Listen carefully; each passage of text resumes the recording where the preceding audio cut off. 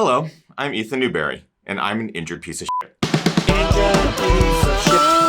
So for the past few weeks, I've been battling this pesky, super annoying, and painful injury in my hamstring. It's taken me out of the one thing that I love the most, running. While I realize that injured piece of shit is probably not the best acronym to use, we can thank ultra running memes for that addition to our lexicon, I did want to break down what having an injury is like, both physically and mentally, and maybe how we can get through it. And honestly, in times like this, who couldn't use a little bit more levity? Inevitably, over the course of a runner's life, there's going to be an injury, from ankle sprains and shin splints to psoas issues, ITB problems, adductor pulls, hamstring connection issues. I've probably dealt with some form of it in one way or another, and it's either taken me out for a day or a week or a month, or the entire year 2017. Injuries are painful, they're difficult to process both physically and mentally, and they inevitably seem to pop up at the worst possible times. With this injury, for some reason, my brain is sort of processing it differently, and I thought I would make a video to share my thoughts on the injury process. First, I have found there to be 6 phases of an injury. Starting with phase number 1, acknowledgement. This is the first phase when you begin to learn that something is awry. You're running down the trail and you feel this, that doesn't quite feel normal. There's no way that could, oh yes, that's an injury. Which immediately leads to phase number 2, anger. Fuck, I'm fucking injured. Then, failing to trust our gut and our body that something is wrong, our mind takes over and enters phase 3, negotiation. You know what? Maybe it's just a cramp. I got a race next week. My body just wants to calm down. I'll give myself some time and run again tomorrow. Yeah, that'll do it. Which of course leads right into phase 4, anger. Again. Fuck, injury, fuck. But there comes a point when your body and mind become synced and you realize it is an injury. This is phase 5, acceptance. Okay, self, this is officially an injury. I think this requires some attention, some care, and remaining calm.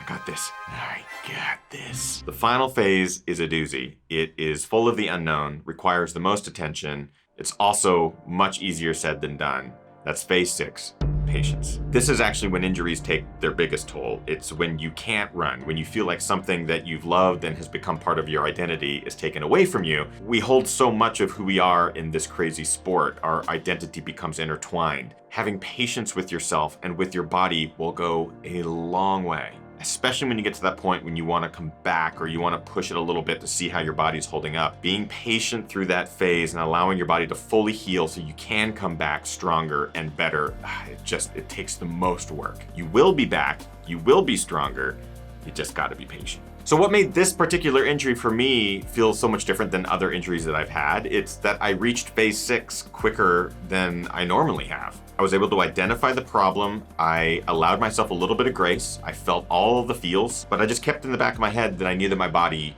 would heal. Again, a lot easier said than done. In this case, I knew a couple weeks, maybe a month from running might be the best thing that my body needed right then. And of course, I am cognizant that our current times right now really have helped me to reflect on how thankful I am for just having health in general, having a roof, loved ones, and a family. It's put a lot into perspective, and an injury like this that's taken me out of running, it's not the worst thing in the world right now. There's just so much to be thankful for. So, if you find yourself dealing with an injury now or in the future, first, you are not alone. We have all been there, we've all dealt with it, and many times we've all gotten through it stronger and better on the other side. Here are my 3 pieces of advice. Number 1, don't panic.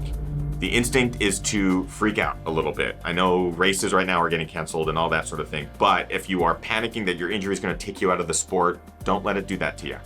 You're going to be fine. Piece of advice number 2 is to seek treatment. Now, obviously right now, this is going to have to be a creative solution, whether that's teleconferencing or video conferencing with a PT, asking a partner to become a massage therapist or help you sort of work out those injuries, or finding tools that you can use in your home to help alleviate some of the stresses that your body might be going through. And sometimes that's not always necessarily a physical thing, could be just seeking mental help. Perfect example, I felt ready to run a couple of days ago. I texted my coach, hey, I'm feeling great.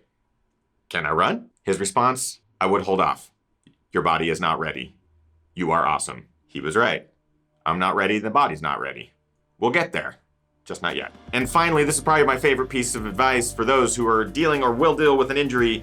find alternative sources of fun. As I mentioned, our identity gets tied to a sport, and if running for you is that sport you just love and everything is about running and you're finding yourself in a hole, there are so many other sports out there that you can explore and find joy in. Rock climbing, hiking, cycling. This is where I found my joy. I used to love cycling. I just stopped for so long, but now that I'm back on the bike almost every single day, my sit bones feel it, but so does my heart. But what is that for you? It could be any number of things. There's lots of alternative sources of fun. This is where we can get creative, stay healthy, get that cross training in, and get that body ready for when it is gonna come back better than ever. So bottom line, everything is gonna be okay. You're gonna be okay. While I joked at the beginning that I'm a proud injured piece of shit, the incredible Ellie Greenwood, who is the current course record holder at the Western States 100, she's dealt with injuries for the last few years. She has what she likes to call the gimpy leg syndrome. She reminded me that yes, you might be injured, but you are in fact not a piece of shit. We are awesome, beautiful human beings full of resilience and strength. So to the fellow injured, and to just fellow human beings, because right now we could all use that reminder, we are awesome, we are all beautiful human beings full of resilience and strength. I also came up with an alternative acronym, so I am no longer an injured piece of shit. I am now a temporarily injured dude experiencing prolonged outdoor distancing. Yeah, I don't know if that's gonna work. So that is it for today's video, everybody. I hope you enjoyed it. Maybe you got a little something out of it. If anything, maybe some entertainment. I am still riding the bike as I'm still injured, so I'm gonna enjoy plenty of miles on that in the coming days and weeks. Kim and I are dedicating our channels to providing entertainment through all of this. We're gonna be doing live streams, new videos, films from footage that we shot a while ago. We're gonna get creative and we're gonna just continue to pump stuff out so you guys have stuff to watch and enjoy by yourselves or with your families and loved ones. Thank you everyone for the continued support. We of course hope that you are staying safe, washing your hands, and keeping that social distancing to a maximum. We appreciate all of you and hope that you are all well. We'll see you next week for some more fun. Get out there, train hard while keeping 6+ feet difference between you and others. Virtually race harder and party the hardest. We'll see you guys next week, okay?